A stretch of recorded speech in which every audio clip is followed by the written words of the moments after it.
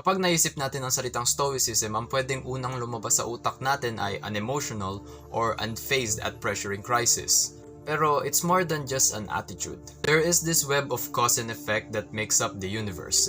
Stoics call this the logos. Kahit wala tayong masyadong control sa mga pangyayari, makokontrol pa rin natin ang mga approach natin towards an event. Nakafocus siya sa pag-deal sa mundo as it is, rather than dreaming of an ideal society. There are two approaches here. It's to control your reaction towards a crisis and to separate things that you can control from the things you cannot. According sa Stoics, nade-determine ang kasiyahan mo by your reaction and response towards a crisis. Epictetus said, "We suffer not from events in our lives, but from our judgment about them." End quote. In Stoicism, there is these four cardinal values, which is wisdom, temperance, justice, courage. Wisdom is to act towards an event with logic and critical thinking. Temperance is the practice of self-control. Justice is to act according to what's right or just. Courage, based on how I understand it, is to face your fears. Seneca said, "Sometimes to live is an act of courage." End quote. So it's with these four cardinal values in which you should practice Stoicism with. Sa Stoicism, pagdating sa mga bagay-bagay sa buhay mo, kailangan alam mo kung ano yung mga bagay na within your control at mga bagay na hindi. Lagi natin tandaan na maraming bagay na hindi natin makokontrol. What we can only do is influence it. So, importante na mag-focus tayo sa mga magagawa natin para ma-impluwensyahan natin ang isang bagay. And with the knowledge of knowing which is the things that we can and cannot control, we can condition our mind to not feel so bad about events or crisis. Dahil maging honest tayo dito, at some point nagalit tayo sa mga sarili natin dahil sa mga bagay na hindi natin nakokontrol. With this knowledge, alam na natin na sayang ang oras natin dito or draining na magalit sa mga ganitong bagay. Honestly, sa palagay ko, hindi natin makokontrol lahat ng pangyayari sa buhay natin. We can only influence it. The more we influence it, there's a high chance na kung ano ang kaaya-ayang results na expect natin ang mangyari.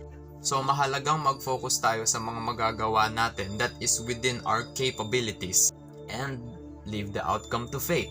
Going back to the quote that Epictetus said, "We suffer not from events in our lives but from our judgment about them." End quote. Bakit nga ba? Kahit na isang tao na maraming adversity ang pinagdadaanan, if he has a positive mindset and a planned action to respond to this adversity, he will be much more happier than a man who doesn't face any difficult adversities. Our happiness is determined by how we deal with adversities. Because as a human being, we mature, we grow, and we become resilient. Why is being unfazed or in control of your emotions included? Because some of you might ask, isn't emotional vulnerability good? Well, because emotions can tend to have you make bad decisions. Especially emotions like rage. Most of the times nakaharang yung emosyon natin sa paggawa natin ng maayos na desisyon. Hindi ko naman sinasabi na abandonahin nyo na ang emotions nyo, pero kontrolin nyo when it matters the most. Tinuturuan din tayo ng Stoicism na mag-base ng success natin sa mga efforts na inilaan natin instead of expected external outcomes. With this in mind, hindi rin maganda na puro positive mindset ang nasa utak natin. Sa palagay ko, ang sinasabi ng Stoicism is to condition our mind to stay positive throughout adversities. A positive mindset, or let's say expectations, can lead to you being disappointed to results or external expected outcomes. Hindi ko naman sinasabi na huwag kayong maging positive na palagi kayong maging negative. Ang sinasabi ko dito ay be mindful of the negative things, events, or crises that may happen to you. You can have a positive mindset, but you shouldn't let that distract you from reality na may possibility na magkaroon ng crisis or problema sa buhay mo.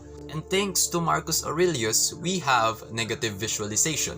Ito yung visualization na nag-iisip ka ng mga masasamang bagay na pwedeng mangyari. Pagkatapos mong mag-isip, you can think of a way to respond to this adversity na tingin mong posible mangyari. With this, you are preparing your mind and yourself for something bad. Thus, when this adversity arrives, you will be less surprised and you will know what to do.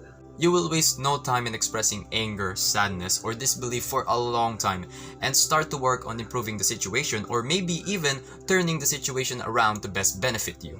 Stoicism is a very interesting and helpful philosophy that changed my perspective when I found out about it. Hopefully, you'll find Stoicism useful in your life. I recommend watching videos related to Stoicism as they have a much more better objective explanation, and I only summarized and gave my opinions about it. Yun lang naman, see you in the next video, which is according to my upload time, it's probably next year.